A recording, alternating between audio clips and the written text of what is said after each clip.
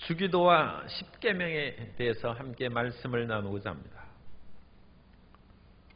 우리가 첫 시간에는 이 세상에서 가장 중요한 건 거듭나는 것입니다. 세상은 불공평할지라도 우리가 예수님 안에서 다시 태어났는데 새 사람이 되는 것이죠. 그리고 새 사람이 되었으면 예수님과 동행해야 되는데 예수님과 동행하기 위해서 그리스도께서 십자가를 지심으로 우리 죄를 사하시고 우리의 길을 이끌어 주셨습니다. 그러므로 우리는 속죄의 은혜를 힘입을 뿐만 아니라 생활 속에 윤리를 지킴으로 말미암아 하나님 사랑과 이웃 사랑을 통하여 주님과 동행하는 삶을 살아가게 될 줄로 믿습니다. 오늘 세 번째 날로 주기도와 십계명은 우리에게 또 하나의 그 앞에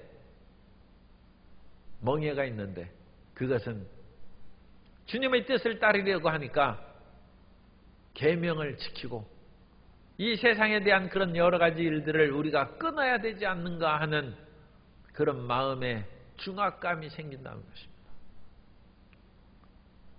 예수님께서는 너희가 나를 사랑하면 내 계명을 지키리라고 말씀하셨습니다. 그렇기 때문에 우리가 계명을 지켜야 되는데 무슨 계명을 지킵니까? 구약에서 613가지 계명이 있는데 그 계명을 어찌 알고 그 모든 것을 지키겠습니까? 그러나 그 계명 중에 핵심은 십계명입니다. 오늘 우리가 십계명을 지키면 주님과 더불어 동행하는 그런 삶을 살아가게 되고 주님과 동행하면 하나님의 생명과 풍요의 역사가 치료와 구원의 역사가 우리 삶 가운데 넘쳐나게 될 줄로 믿습니다. 그런데 놀랍게도 주님께서는 계명을 지키라는 멍에를 우리에게 주시지 않고 그 계명을 주님이 가르치신 기도로 전환시켰습니다. 소위 요새로 말하는 패러다임 시프트입니다. 패러다임의 대전환을 일으켜서 이미 2000년 전에 주님께서는 율법의 그런 억압과 멍에를 기도와 찬양으로 승화시켜 주셨던 것입니다. 그러면 주기도와 십계명이 어떻게 상응하고 있는지 첫 번째 주기도와 십계명의 상응성에 대해서 우리가 말씀을 나누도록 하겠습니다. 구약의 율법을 보면 하나님께서 시내산에서 언약을 맺으시고 모세를 통해 율법을 주시고 율법을 다 지킨 못하는 사람들에게 돌이킬 수 있는 제사제도를 주셨습니다. 그것이 3대 핵심입니다. 하나님께서 언약 백성으로 삼으시고 율법을 주시고 속죄의 제사제도를 주신 것입니다. 그래서 범죄할지라도 버림받는 것이 아니라 다시 속죄 제사를 드리면 하나님 앞에 나와 새로운 백성으로 살아갈 수 있는 길을 열어주신 것입니다. 그런데 신약시대에도 그 상응성이 똑같습니다. 주님께서는 예수 그리스도를 보내주셔서 새로운 언약을 맺으셨습니다. 예수님께서는 새 언약의 주인이 되신 것입니다. 뿐만 아니라 예수님께서는 율법에 상응하는 기도를 가르치셨습니다.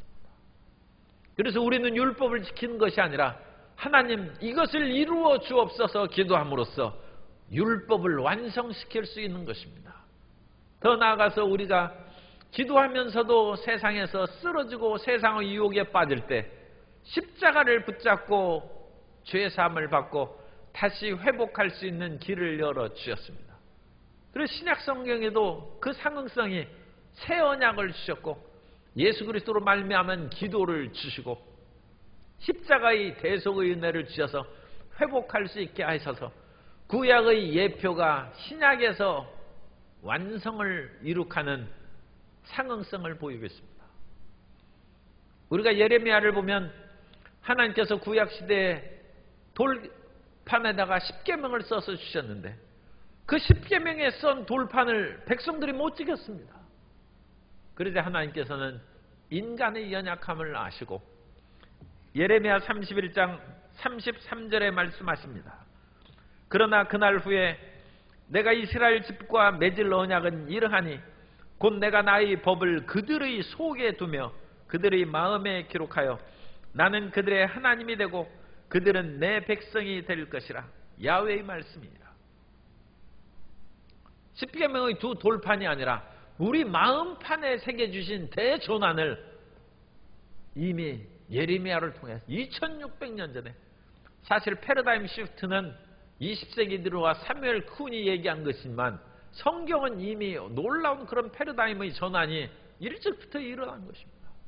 주님께서는 인간의 한계를 아시고 외형적인 돌판이 아니라 마음판에 새겨서 그 마음을 다스리고 지켜나갈 수 있는 길을 열어주신 것입니다. 그리고 예수님께서 새 언약을 세워주실 때 주님께서는 십계명을 지키라고 말씀하시지 않고 십계명이 녹아든 주기도를 가르쳐 주셨습니다.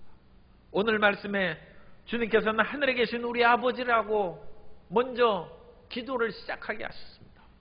하늘에 계신 우리 아버지를 부르는 사람이 세상의 다른 아버지를 부르고 찾으면 되겠습니까?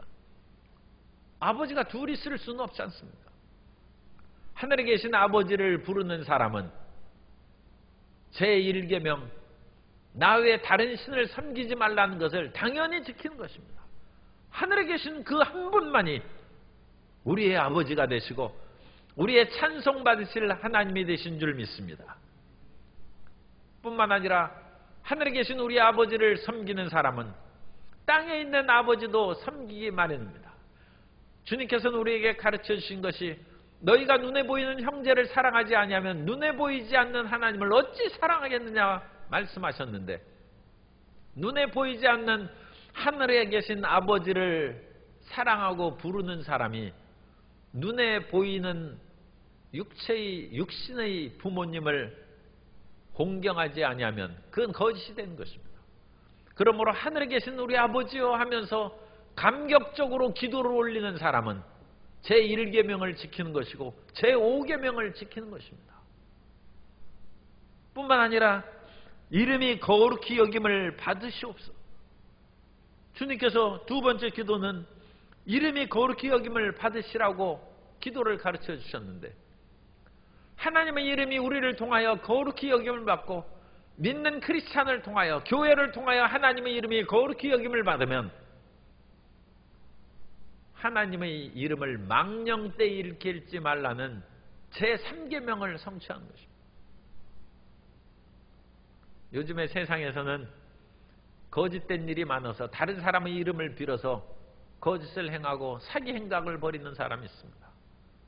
고대의 종교 세계에서도 하나님을 믿지 않으면서 하나님의 이름을 함부로 쓰는 사람이 있었고, 신약 시대에도 스게와의 7 아들은 예수님을 믿지도 않으면서 예수 이름으로 귀신아 나가라 했다가 오히려 귀신이 내가 예수님도 알고 바울도 알거니나 너는 누구냐 하면서 스게와의 7 아들을 그야말로 아주 심하게 곤경에 처하고 그들이 옷도 다 뺏기고 도망갔다고 얘기하고 있습니다. 이름을 거룩하게 여기지 않는 그런 망신을 당한 것입니다. 그러나 우리가 하나님의 이름을 거룩히 여김을 받으면 야훼 이름을 망령되이 일컫지 말라는 그 계명을 당연히 지키는 것입니다. 그 다음에 주님께서는 나라가 임하시옵기를 기도하라고 했습니다. 나라가 임한다. 하나님의 나라가 임하는 것입니다. 하나님의 나라는 어느 곳에 임합니까? 하나님의 주권과 통치권을 인정하는 곳에 하나님의 나라가 임하는 것입니다. 오늘 우리가 예수님을 믿음으로 예수님은 나의 왕이시며 나의 주인이심을 믿습니다. 그러면 주님께서 우리의 주권자가 되시고 우리를 이끌어 가시고 다스리신 것입니다. 그런데 우리 마음이 100% 주님께 주권을 인정하고 헌신하면 좋거니와 그렇지 않은 경우가 많습니다. 우리가 예수님을 믿었는데 정말 51%만 믿어도 이제 우리가 성공한 것이죠. 나머지 49%는 세상에 대한 유혹과 갈등으로 인하여 마음이 흔들릴 수 있습니다. 그러나 51%를 예수님을 믿고 그 주권을 인정하면 우리 마음 가운데 하나님의 나라가 임한 줄 믿습니다. 그러므로 하나님의 나라가 임한 사람은 세상을 쫓아가지 않습니다. 세상의 아무리 권력자나 재벌이나 어떤 풍요함을 가진 사람에게 주인이라고 고백하고 그들 앞에 무릎을 꿇지 않습니다. 왜냐하면 우리의 주권자가 하나님이시기 때문입니다. 그것이 우리 마음 가운데 하나님의 나라가 임한 것이고, 우리는 점차 하나님 앞에 부르짖어 기도합니다. 주님, 이 하나님의 주권과 통치권이 우리의 가정에도 임하게 하시고 직장에도 임하게 하시고 하나님의 이름을 높이는 놀라운 역사가 우리 사회에, 한국 사회에, 이 나라와 백성들에게도 임하게 하여 주옵소서. 그것이 전도하는 것입니다. 그래서 하나님의 나라가 임한 것을 기도하는 사람은 절대 이 세상을 우상으로 섬기지 않습니다. 제2계명을 지키는 사람이 되는 것입니다. 그 다음에 주님께서는 뜻이 하늘에서 이루어진 것 같이 땅에서도 이루어지도록 기도했습니다. 하나님의 뜻이 하늘에서 이루어진 것처럼 이 땅에서 이루어지는 그 날을 크리스찬들은 대망하며 살아갑니다. 오늘날 이 세상에서 너무 힘들고 어려운 일이 많기 때문에 꿈과 비전을 잃어버린 사람들이 적지 않아 있습니다. 그러나 우리 크리스찬들은 꿈이 있습니다. 그것은 하나님의 나라가 이 땅에 임하는 것입니다. 예전에는 주일날에 여러 시험을 많이 봤어요. 그런데 그것이 어느 면은 불공평하다고 해서 주일날 크리스찬들은 예배를 드려야 되는데 그날 시험 보면 예배를 빠져야 되지 않습니까? 아니면 시험을 포기해야 되지 않습니까? 그래서 주일날에는 예배 드릴 수 있는 그런 나라가 되게 해 주옵소서. 하나님의 뜻이 땅에서도 이루어지는 것입니다. 그래서 안식일을 지키라는 제4계명이 성취되는 것입니다. 오늘날 그와 같은 일들이 이루어지는 나라들이 많이 있고 그렇지 못한 나라들도 많이 있습니다. 그것을 위하여 우리 크리스찬들은 힘을 쓰고 모든 사람들이 자유롭게 예배드리며 또 모든 공적인 활동을 행할 수 있는 조화로운 나라를 건설해 나아갈 수 있도록 우리가 힘을 기울여야 됩니다. 그러면 이 제4계명을 이루고 뜻이 이 땅에서도 이루어지는 것입니다. 더 나아가서 하나님께서는 다른 사람들에 대한 대인계명을 10계명의 5계명부터 10계명까지 우리에게 가르쳐 주셨습니다. 그래서 주님께서는 기도에서 우리에게 오늘 일용할 양식을 주시라고 했습니다. 오늘 우리에게 일용할 양식을 주셨고, 하나님 앞에 일용할 양식을 구하는 사람은 도둑질하지 않습니다. 그래서 도둑질하지 말라는 제8계명을 일용할 양식을 잊는 사람이 왜 도둑질합니까? 우리가 열심히 일해서 자기의 먹을 양식을 마련해야 되고 더 열심히 일해서 이웃에게도 사랑과 관심을 베풀 수 있는 풍요함이 있어야 될 줄로 믿습니다. 그 모든 것을 채워주신 이는 하나님이십니다. 그래서 우리는 일용할 양식을 얻기 위해서는 더 부지런하고 하나님의 지혜와 능력을 힘입어야 됩니다. 이스라엘 백성들이 애굽에서 나왔을 때 그들은 하늘에서 내리는 만나를 먹고 살았습니다. 그야말로 하늘에서 만나가 내리는 것은 공짜죠. 그런데 그것은 성실하고 부지런한 사람이 먹을 수 있었습니다. 왜냐하면 하늘에서 만나가 내리는 것은 공짜인데 늦잠 자는 사람은 만나를 못 먹습니다. 새벽 이슬이 내릴 때 만나가 내리고 해가 쨍쨍 내리쬐기 시작하는 아침 한 9시나 얼마 전도 되겠죠. 그러면 이슬이 사라지는 그때 만나도 사라져버린 것입니다. 아침에 늦게 일어난 사람은 만나를 못 먹습니다. 우리가 일용할 양식을 하나님 앞에 구할 뿐만 아니라 우리는 매일매일 성실하고 부지런하게 살아야 된다는 것을 성경은 가르쳐주고 있습니다. 그러므로 우리의 일용할 양식이 있음으로 말미암아 도둑질하지 아니하고 다른 사람에게 짐을 지우지 않는 그런 성실한 삶을 살아가야 될 줄로 믿습니다. 또한 우리가 우리에게 죄 지은 자를 사하여 준 것 같이 우리 죄를 사하여 주옵시고 그렇게 기도합니다. 오늘날 세상은 별의별 일이 많고 오늘날 작은 그런 것들로 인하여 다른 사람을 크게 살상하고 죽이는 일들이 있습니다. 이웃을 용서하지 않습니다. 우리가 이웃을 용서하고 또 우리 죄를 용서를 받는 것은 살인하지 않고 다른 사람에게 분노하지 않는 것입니다. 다른 사람을 미워하고 분노하는 것은 살인의 죄를 지키기가 쉽습니다. 그래서 우리가 우리에게 죄진 자를 용서해 주는 사람은 제6계명인 살인하지 말라는 계명을 지키는 것입니다. 그래서 우리는 끊임없이 주님, 내 마음에 분노와 원한이 솟아난다 할지라도 우리가 그런 생각은 안 하지만 일반 드라마 같은 데 보면 죽이고 싶도록 밉다 뭐 그런 얘기를 하는데, 크리스찬들은 그러면 안 되죠. 그런 마음이 언뜻 지나갈지라도 우리가 우리에게 죄 지은 자를 사하여 준 것처럼 우리 죄를 용서하여 주옵소서. 우리 마음에 그와 같이 미운 사람도 주여 용서할 수 있는 힘을 주옵소서. 기도를 바꿈으로써 제6계명 살인하지 말라는 것을 우리가 지키는 것입니다. 뿐만 아니라 이 세상은 온갖 음란하고 방탕한 일이 가득한데 우리가 이 세상의 모든 유혹에서 건져내서 유혹에 빠지지 않도록 기도할 때 그 죄악에서 벗어나는 것입니다. 간음하지 말라는 제7계명을 우리를 시험에 들게 하지 마시옵고, 또 다른 번역으로는 유혹에 빠지지 말게 하시옵고, 그것이 7계명을 우리가 지킬 수 있는 길이 되는 것입니다. 뿐만 아니라 우리가 시험에 들고 유혹에 빠지는 것은 세상에 여러 명품들이 있는데 그것을 보고 탐심을 가질 수 있고, 이거 도둑질을 해서라도 저것을 갖고 싶다. 그래서 우리를 유혹에 빠지면 안 됩니다. 그 명품이 뭐라고 자기가 그와 같이 남의 것을 훔치겠습니까?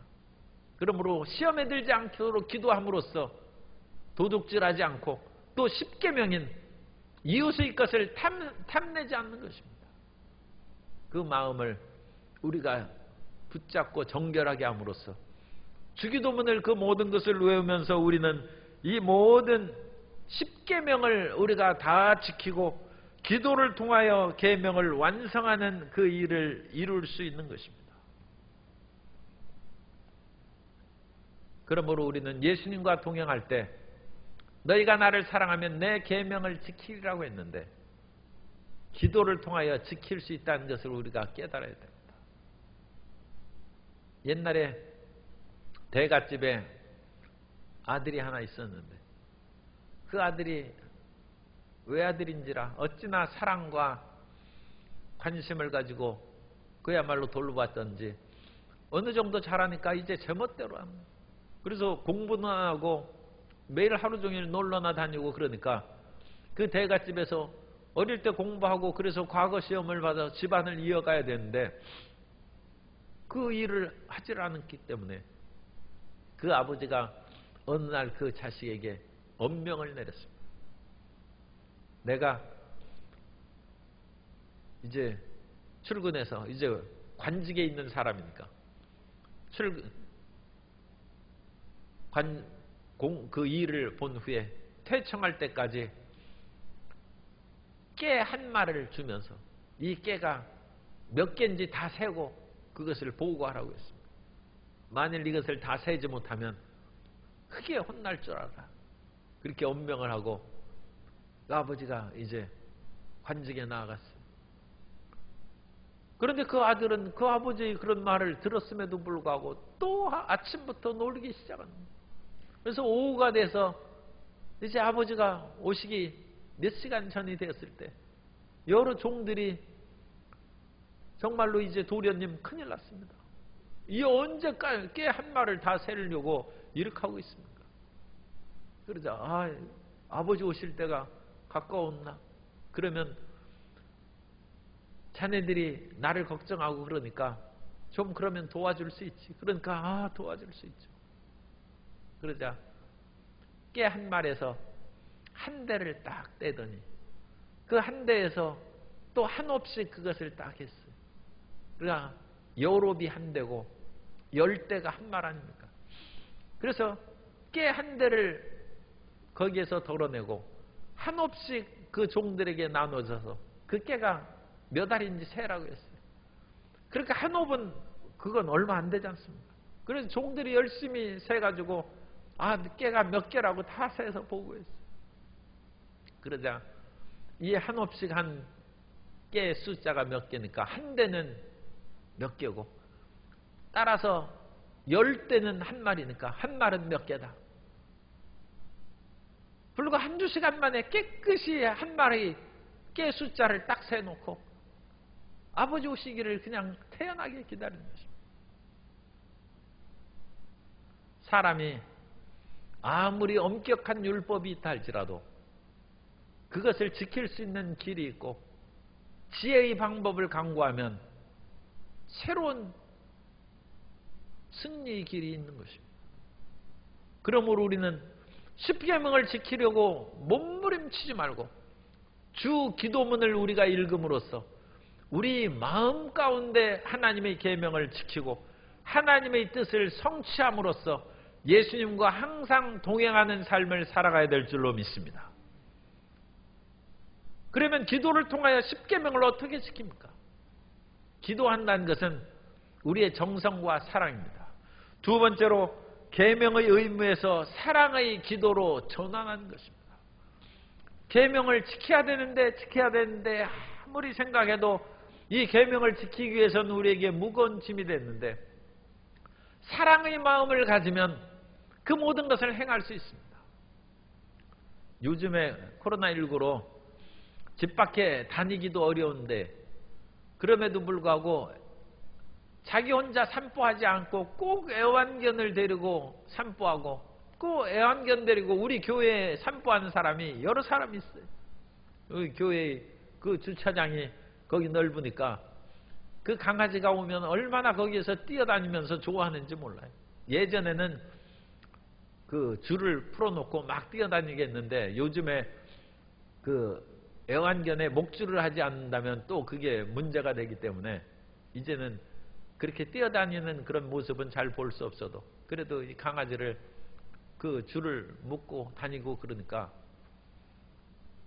아마 사람이 같이 산보하러 가자면 귀찮아 당신 혼자 가라고 아마 그럴 것입니다.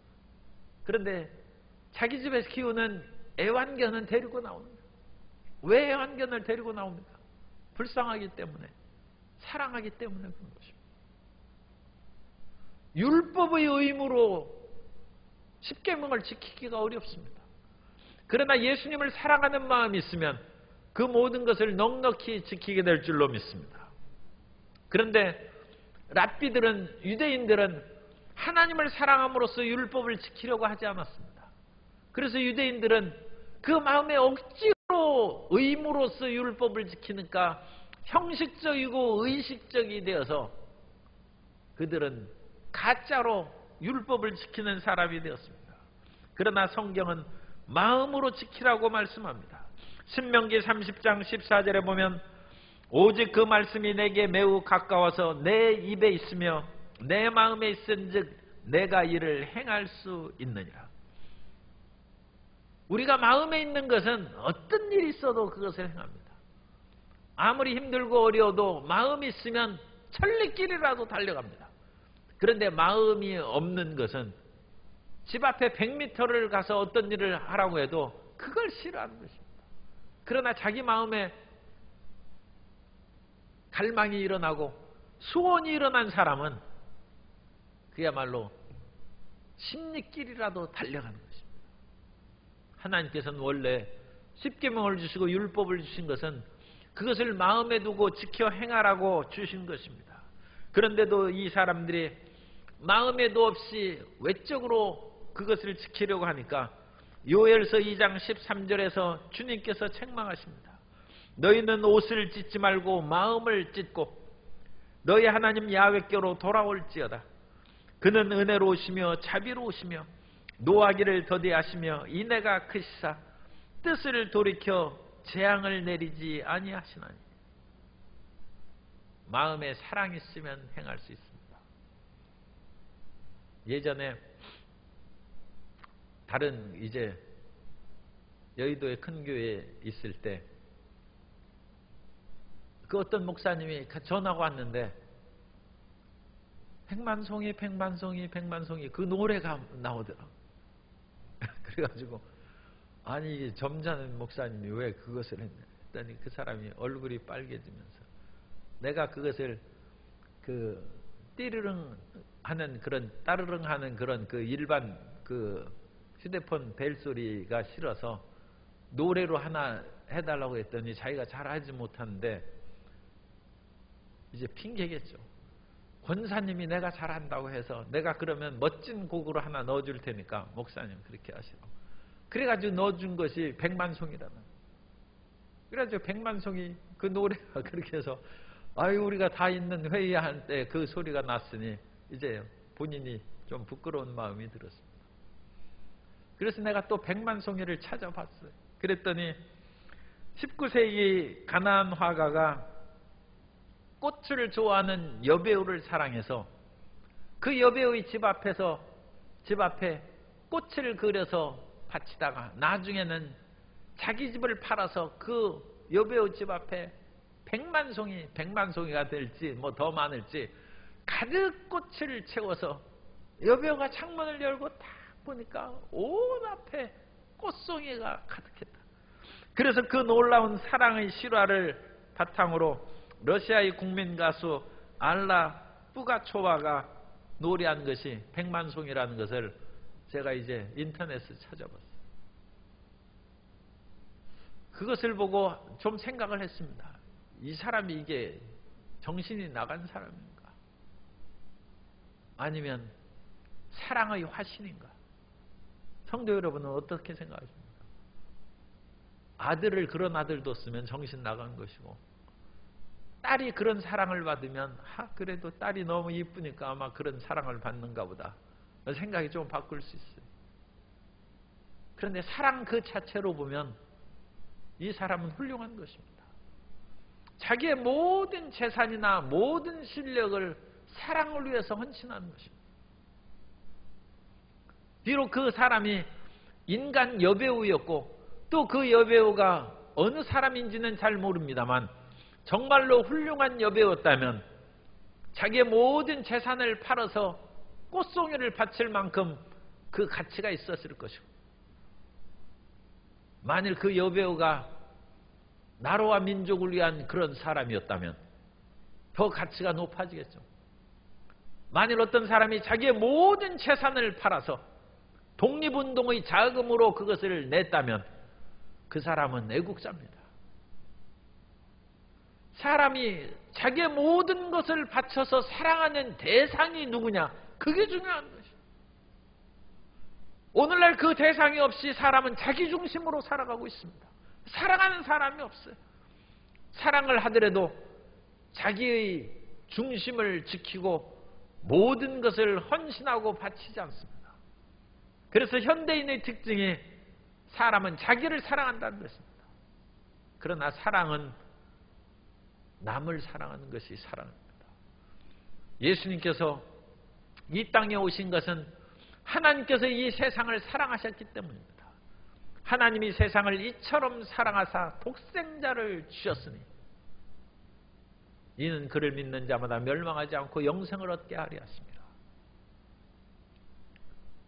그러므로 이 여배우이기가 사람들의 마음에 파고든 까닭은 자기는 그런 사랑을 하지 못했을지라도 그런 사랑을 받으면 원이 없겠다는 생각을 불어넣기 주기 때문입니다.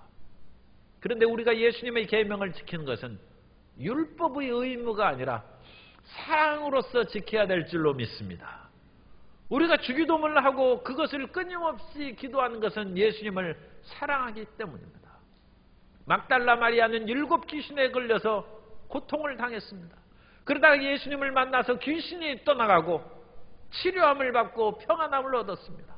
그 막달라 마리아는 평생 예수님을 모시면서 섬기고 나중에 예수님께서 십자가에 못 박혀 장사되었을 때 가장 먼저 예수님의 무덤가에 찾아가서 부활하신 예수님을 만난 사람이 막달라 마리아입니다. 아직 새벽 미명 어두울 때 무덤에 가는 것이 여인으로서 보통 용기가 아니죠. 무덤이 많은 곳에 남자들도 가기 시작하고 더군다나 어슴푸레한 저녁에 그런 것을 나갈 수 있는 사람은 담대한 사람입니다. 그런데 막달라 마리아는 귀신에게 시달렸던 사람이고 무서움이 더 있었을 수도 있어요. 그러나 예수 사랑으로 말미암아 가득 찬 마리아는 그런 두려움 없이 그 무덤에 찾아가고 부활하신 예수님을 만난 것입니다. 예수님을 값비싼 향유 옥합을 깨뜨려서 예수님께 부은 그 이야기가 누가복음 7장 37절 이하에 나옵니다. 그 동네에 죄를 지은 한 여자가 있어 예수께서 바리새인의 집에 앉아 계심을 알고 향유 담은 옥합을 가지고 와서 예수의 뒤로 그 발 곁에 서서 울며 눈물로 그 발을 적시고 자기 머리털로 닦고 그 발에 입 맞추고 향유를 부으니. 여인에 있어서 머리카락은 자존심이죠. 그런데 그 머리카락으로 예수님의 발을 닦았다. 그리고 값비싼 향유를 그 발에 부었어요. 왜 그렇겠습니까? 예수님을 사랑하기 때문입니다. 그 예수님을 사랑하는 사람이 예수님의 계명을 안 지키겠습니까? 예수님의 하시는 말씀은 무엇이든지 지킬 것입니다. 그야말로 팥으로 메주를 만들라고 해도 그것을 믿고 행할 것입니다. 사랑이 계명을 완성시키는 것입니다. 예수님께서는 사랑으로서 가늠하다 현장에 잡힌 여인을 용서했습니다. 어느 날 새벽에 사람들이 우르르 몰려와서 한 여자를 내동댕이 쳤는데 그 사람은 가늠하다 현장에 잡힌 여인이었습니다.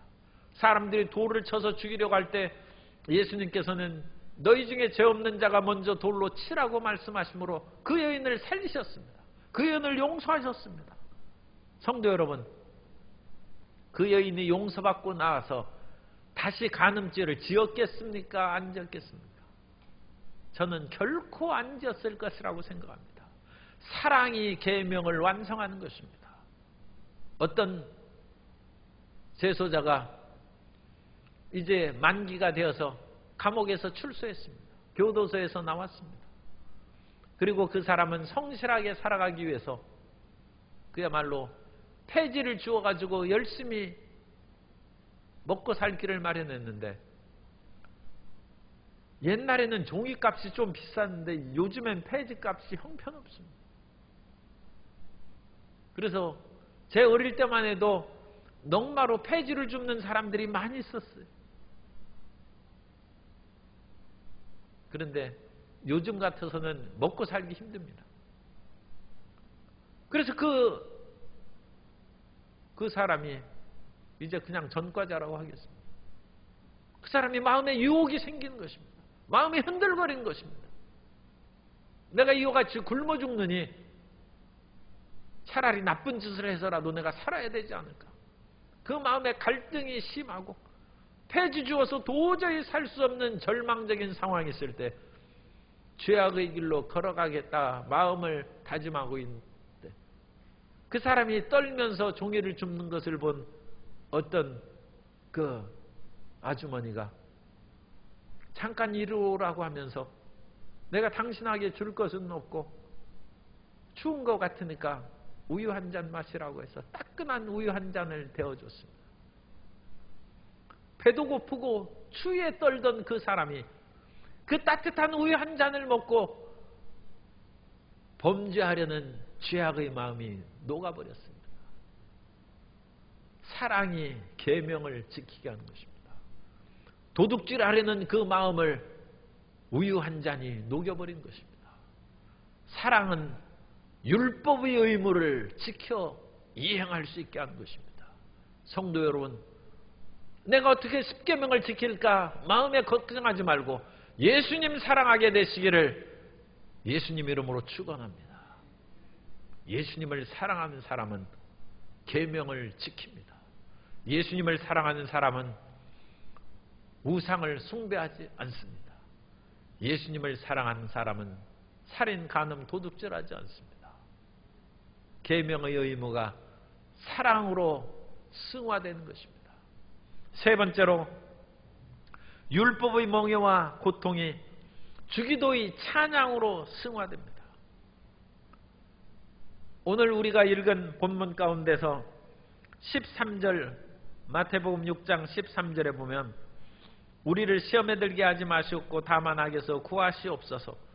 가로 열고 나라와 권세와 영광이 아버지께 영원히 싸움나이다. 아멘. 그래서 가로를 닫았습니다. 이 가로를 닫은 것은 오늘날 성경의 원본이 아니라 사본들을 모아서 성경을 만든 것입니다. 그래서 어떤 사본에는 이 기절이 없다는 것입니다. 그래서 이 기절이 있는 사본이 있고 없는 사본이 있기 때문에 가로를 해놓은 것입니다. 그러나 저는 이 말씀이 꼭 있어야 된다고 생각합니다.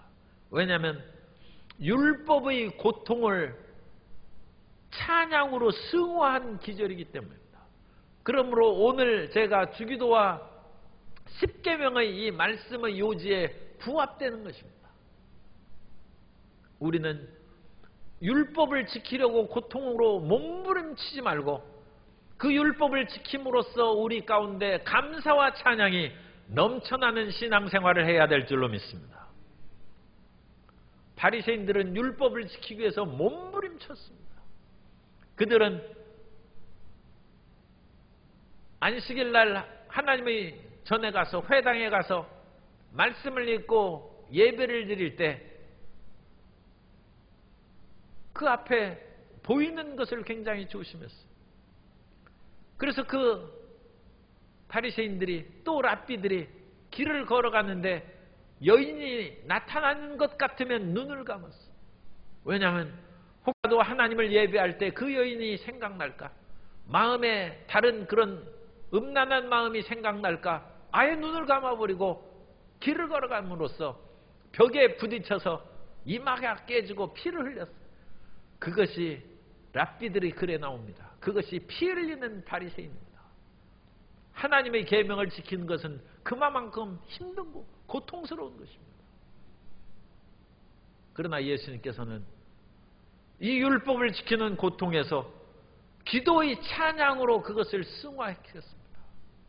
너희는 하나님께 감사하고 찬양함으로써 그 모든 것을 이룰 수 있다고 가르쳐 주신 것입니다. 시편에서는 탄식 시편에 갑작스러운 분위기 전환의 놀라운 역사가 나타납니다. 우리 인생에 탄식이 많죠. 인생에 시편 150편 가운데 60여 편이 탄식시입니다. 5분의 2가 인생의 탄식을 노래한 시편인데 그 탄식시에는 끝에 굉장한 분위기 대전환하는 그 내용이 탄식시에 나타납니다. 시편 13편 1절과 6절을 보면 1절부터 5절까지는 탄식의 이가 쭉 나오는데 1절에 보면 야훼여 어느 때까지니까 나를 영원히 잊으시나이까 주의 얼굴을 나에게서 어느 때까지 숨기시겠나이까. 우리의 기도죠. 하나님 언제까지 내가 이와 같이 시험에 떨어져야 됩니까? 언제까지 내가 이와 같이 질병 가운데 고통을 당해야 됩니까? 언제까지 마음의 불안과 두려움 가운데 살아야 됩니까? 하나님 언제까지 내가 이와 같이 고통의 늪속에서 헤어나지 못하고 흙수저 인생을 살아가야 됩니까? 그러나 성도 여러분, 기도는 그렇게 끝나는 것이 아닙니다. 6절에 보면 내가 야훼를 찬송하리니 이는 주께서 내게 은덕을 베푸심이로다. 이 시편은 지금 아직 해결이 안 된 거예요. 그런데도 불구하고 믿음으로 찬양하고 믿음으로 감사하는 것입니다. 하나님, 내가 어느 때까지 이와 같이 살아가야 되겠습니까? 하면서 절망과 좌절과 비탄에 빠지면 그것은 믿음을 가진 사람의 행동이 아닙니다. 그러므로 이 시인과 같이 우리는 아무리 고통과 좌절에 빠져 있을지라도 하나님, 내가 야훼를 찬송하리니 이는 주께서 내게 은덕을 베푸심이로다. 그러므로 오늘 주기도문에서도 우리를 시험에 들게 하지 마시옵고 다만 악에서 구하시옵소서. 지금 시험거리가 많아요. 악한 사람이 나를 괴롭히는 일이 많아요. 그런데 기도는 그렇게 끝난 것이 아닙니다. 나라와 권세와 영광이 아버지께 영원히 싸움나이다. 나는 고통과 좌절과 유혹 속에 지금 흔들리고 있지만 하나님은 영원불변한 사랑의 하나님이시고 하나님께서는 반드시 나를 건져 주실 것입니다. 인생은 초월하는 일이 있습니다. 어떤 사람이, 그것도 신문 기사입니다만, 요즘에 집값이 너무 올라가지고 서울에 있는 그런 웬만한 그런 한 20여 평 집 하나라도 살려면 10몇 년을 먹지도 않고 어쨌든 돈 쓰지 않고 그 일반 중견 그런 그 회사원이 10몇 년을 꼬박 모아야 살 수 있다고 그렇게 기사를 썼어요. 어디 그야말로 강남의 어느 큰 아파트도 아니고 일반 그런 그 아파트 큰 것도 아니고 그냥 몇 식구가 살 만한 작은 것인데도 불구하고 먹지도 않고 돈 한 푼도 안 쓰고 모아야 겨우 그렇게 살 수 있으니 그 얘기는 무엇입니까? 못 산다는 얘기죠. 불가능하다는 얘기입니다. 그러나 그 기사는 잘못됐습니다. 왜 잘못됐느냐? 인생에는 초월의 일이 있습니다. 사람이 10년을 성실하게 저축하고 성실하게 꿈을 향하여 나아가면 희한하게 길이 열립니다. 하나님께서는 우리에게 놀라운 초월의 은혜를 베풀어 주십니다. 사람이 죄를 짓고 몸부림치고 죄 속에 다시 빠졌다가 나왔다가 나는 불가능해. 나 같은 사람은 도저히 이와 같이 죄악에서 벗어날 수 없어. 그러나 그렇지 않습니다. 그 속에 들어왔다 나갔다 하면서도 하나님 내 인생을 긍휼히 여기소서. 어느 순간에 초월의 역사가 일어서 순식간에 죄악이 끊어집니다. 우리 동양에서도 그 얘기가 있습니다. 그것을 도노점수라고 그러는데 우리 기독교에서는 잘 사용하지 않는 것입니다. 호련히 그 모든 것이 깨어쳐지고 일어난다는 거죠. 점진적으로 되는 것이 아니라 호련히 대우각성한다는 거죠. 성경에 보면 사도 바울에게 그와 같은 초월적 은혜와 감사가 있는 것을 로마서 7장 22절 이하에서 볼 수 있습니다. 내 속사람으로는 하나님의 법을 즐거워하되 내 지체 속에서 한 다른 법이 내 마음의 법과 싸워 내 지체 속에 있는 죄의 법으로 나를 사로잡는 것을 보는도다. 오호라 나는 곤고한 사람이로다. 이 사망의 몸에서 누가 나를 건져내야? 우리 주 예수 그리스도로 말미암아 하나님께 감사하리로다. 초월의 역사가 순식간에 일어나. 그런즉 내 자신이 마음으로는 하나님의 법을 육신으로는 죄의 법을 섬기노라. 성도 여러분, 어렵고 힘든 일이 다가올 때마다 끊임없이 주기도문을 외우시기 바랍니다. 옛날 중세 때 수도사들은 하루에 1000번씩 외운다고 했습니다. 저도 하루에 한 수십 번은 외웁니다.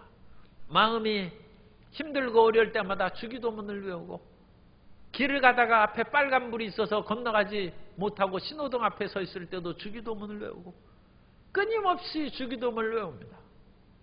그래서 몇 번인가 세보지는 않지만 그래도 평상적으로 매일매일 그냥 수십 번 주기도문을 합니다. 그 주기도문을 하면서 저는 10계명을 완성하고 계명을 지키는 삶을 살아갈 수 있다고 생각합니다. 그리고 끊임없이 어려움 가운데 탄식과 비탄이 내 마음에 다가와도 하늘에 계신 우리 아버지여 부르짖어 기도할 때 내 마음에 감사와 찬양이 다시금 솟아오르는 것을 느낍니다. 끊임없이 주님이 가르친 기도를 통하여 율법의 멍에에서 벗어나고 율법의 의무에서 사랑으로 발전해 나아가고 마음의 율법 지키는 고통에서 감사와 찬양으로 승화함으로 말미암아 2021년을 승리하는 성도 여러분 되시기를 예수님 이름으로 축원합니다.